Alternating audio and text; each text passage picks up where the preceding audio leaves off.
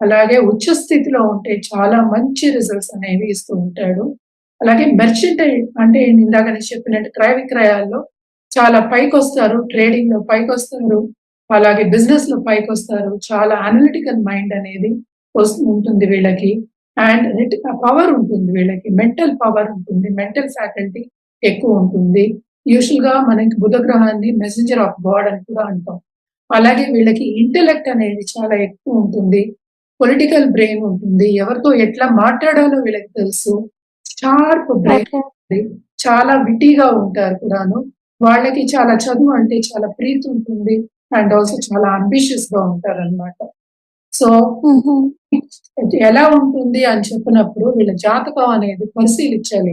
ఎందుకు పరిశీలించాలి అంటే వీళ్ళకి చాలా ఎక్కువ కావాలి అంటే మనం ఉన్న స్థితి కన్నా మరీ ఎక్కువ వెళ్ళాలి అన్నప్పుడు బుధ గ్రహాన్ని మనం